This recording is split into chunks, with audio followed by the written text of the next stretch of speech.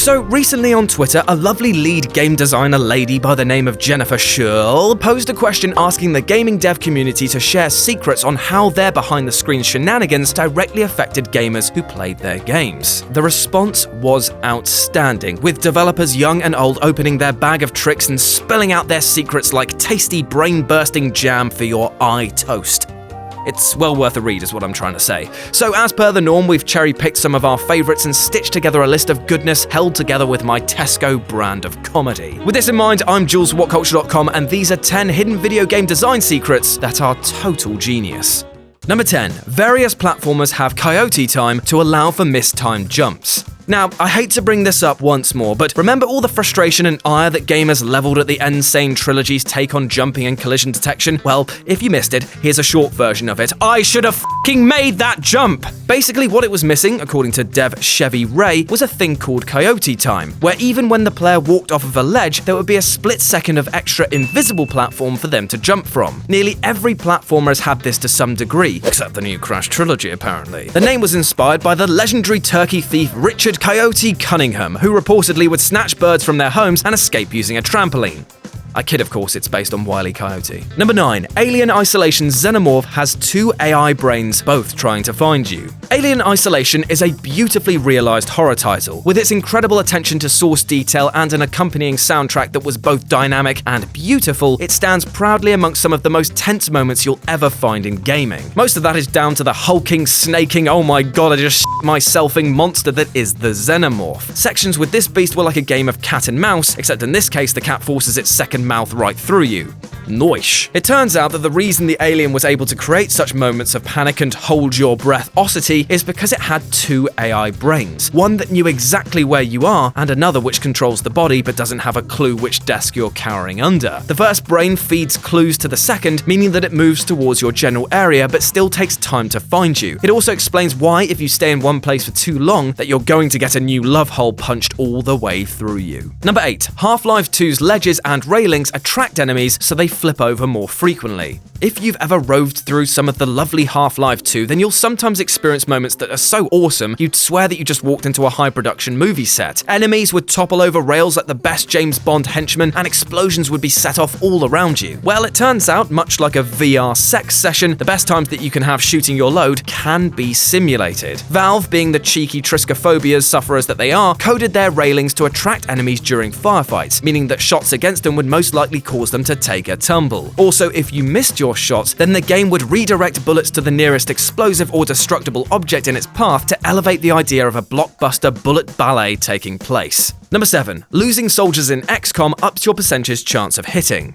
We've all been there. You've made your team consisting of Peter, Ben, Scott, and a Jules for good measure, and you're 1 tile away from an enemy. You need this hit to land in order to set up a chain of events to bring you from the brink of defeat. Not to worry, you think. 93% to hit, that's a given. And then you click, and you miss. Oh, well, just rack my nuts and rake my coals. That is some hardback bullshit. Well, it turns out that those numbers are a lie, and that if you're too good at the game, the misses will begin to stack up even if they give you huge percentage numbers. In a GameFAQs post which broke it down, it turns out that if you lose a squad member, then the game will actually give you bonuses, which stack all the way up to plus 30 on aim and reduce enemy shot accuracy by 25%. It was designed to help a struggling team just make it out by the skin of their teeth, but it doesn't mean that it's not total bullshit if you're just damn good at the game. Number 6. Thumper's level number mimics its musical time signature.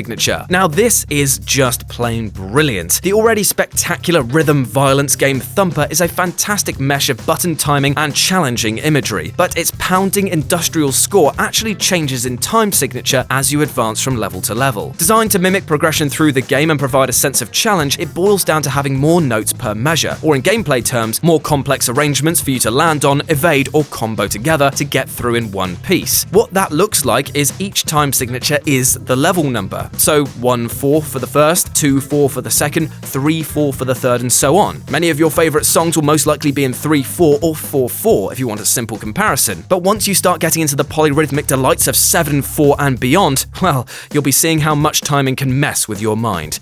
Beautiful. Number 5. Uncharted's enemies intentionally miss more than they hit. The Uncharted series has always worn its love of action on its sleeve. There are very few quiet moments and more than a few instances of Drake versus the very explosive world across the franchise. In order to elevate the sense of plucky hero overcoming the odds, Naughty Dog coded in some behind-the-scenes trickery. For example, when leaving cover, the first 2 shots are guaranteed to miss, whizzing past your head and making the scenario much more intense. Enemy accuracy would also be reset when Drake takes a hit, meaning that once more you can dive behind cover and create a sense of just making it, proving that while they might look like they've been trained by stormtroopers, they're actually just taking pity on you, which is probably even worse than being tagged in the first place. Number 4. Pac-Man ghosts have unique AI. This one is probably the most well-known on the list for those who've watched any Pac-Man documentary, a Pac-humanitary if you will, but this doesn't take away from how utterly cool this is. The basic concept is that all the ghosts, Inky, Blinky, Pinky, and Clyde, have different AI, so they don't just follow the player, they actually try to use tactics to trip you up. Blinky will straight up chase you, Pinky tries to jump ahead of the player, Inky is a mixture of the two, and Clyde, well, Clyde is just special and runs away from you when he gets too close.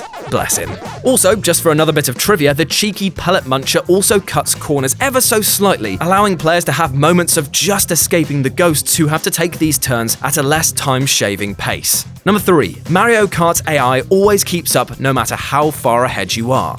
Ah, rubber banding, not just the first musical instrument I mastered, but also the name for keeping racing games accessible for the inexperienced and the pros. The rule, which is deemed cheap by some players, basically increases the speed of those in last place so that they can catch up. The first clarification of this technique was in Mario Kart Double Dash, even though reports say that Mario 64 and other games used a similar method. But in Double Dash, it was tweaked and perfected enough to make sure the kart racer took the world by storm.